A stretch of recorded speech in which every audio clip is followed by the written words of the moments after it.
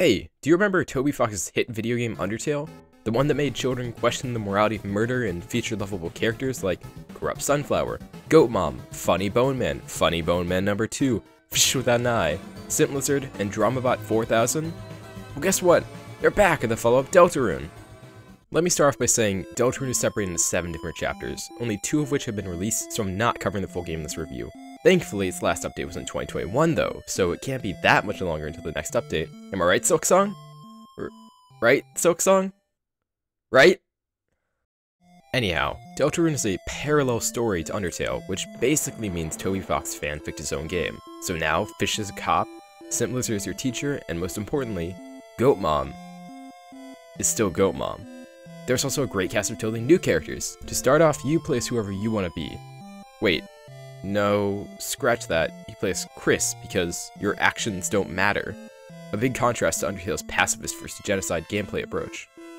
After arriving at school, you're introduced to everyone's favorite dinosaur. That's right, it's Susie! Sorry, what's that now? She wants to bite my face off? I'm sure I'll be fine. You two manage to make your way into one of the Dark Worlds, aka the Classroom Closet in this case, where you encounter your third main party member, Ralsei, which definitely isn't an anagram for anything. And at the exact same time, you meet Chapter 1's quote-unquote antagonist, Lancer, who honestly feels like a distant cousin of Papyrus with his goofy humor and inability to really do anything remotely evil. The chapter has you exploring the aforementioned Classroom Closet, where every enemy is inspired by some common board game piece, like a deck of cards, checkers, chess pieces, jigsaw puzzles, and so much more. On a small side note, after having to replay Undertale for this video, I now really appreciate Deltarune's theming and the sense of cohesion it brings to both the world and the story, something that I felt like Undertale kind of lacked at times. But anyways, the first chapter is spent exploring Susie's anger and her relationships with both the party and with Lancer. It has so many great moments, my favorite being when Susie gets so fed up with Ralsei's pacifist BS that she goes so far as to help Lancer with his evil plans. Chapter 1 may provide us with a rather short and linear introduction to Deltarune and its cast, but has so many unexpected jokes that will absolutely just crack you up, which I unfortunately can't really talk about without spoiling all the fun. In my opinion though, Chapter 2 is where Deltarune really begins to become phenomenal. It basically one-ups Chapter 1 in every way, whether it's the story, the gameplay, the comedy, or even the creative direction. It has you exploring a computer room, which manifests itself into a very retro, digital-inspired world. And, best of all, it introduces even more characters.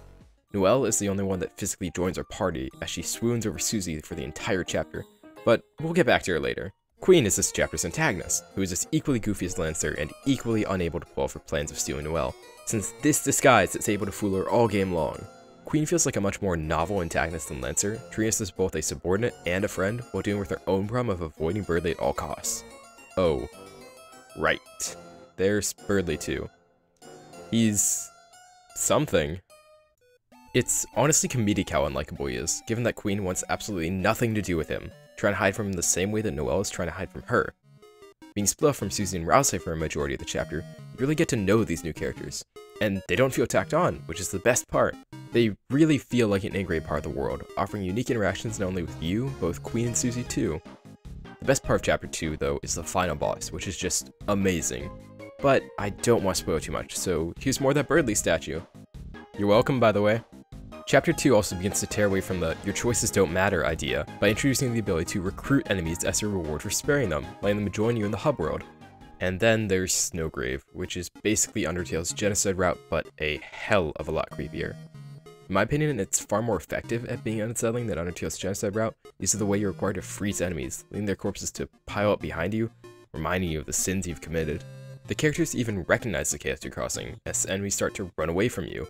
Many of the NPCs and cars disappear, and Susie and Ralsei are nowhere to be found. The music slows down too, and the general vibe of the area just feels so dead and desolate compared to the cheeriness present in the base route.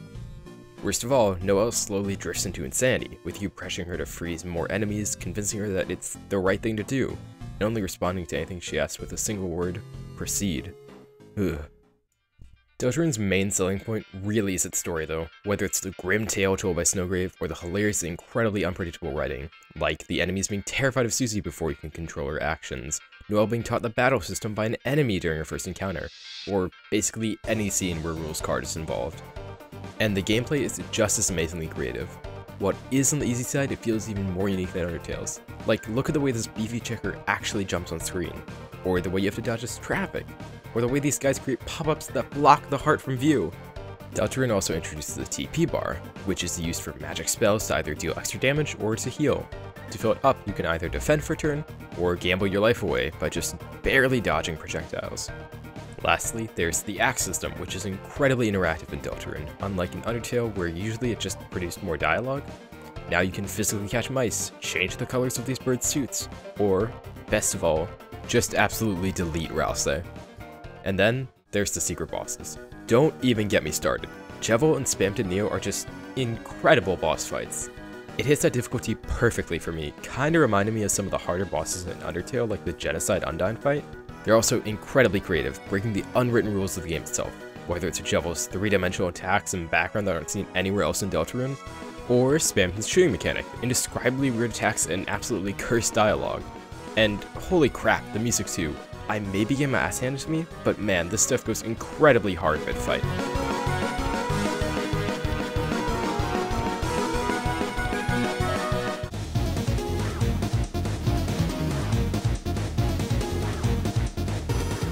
Speaking of the music, the entire soundtrack is absolutely amazing. You've been hearing it all video, but let me shut up for a second so you can really listen to some of my favorites.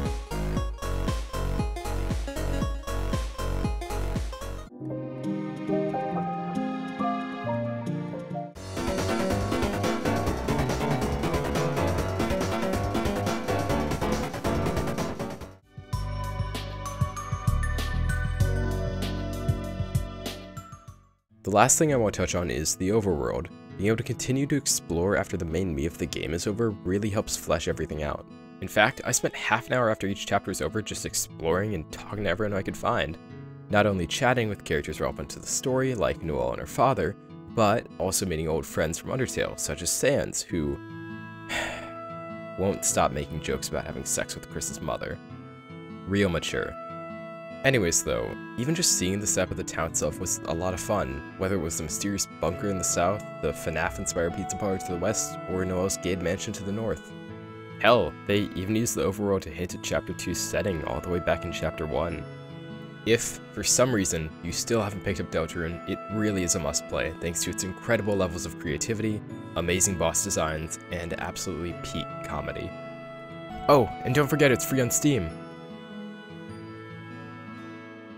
Hey, if you enjoyed the video, please consider liking, subscribing, and sharing it with your friends. It would really mean a lot to me. And, if you want to see more of me, you can either join the Discord link below, or catch me streaming on twitch.tv/IteraPlays every Saturday and Sunday from 9 to 12 PM EST. But, anyways, those have been my thoughts on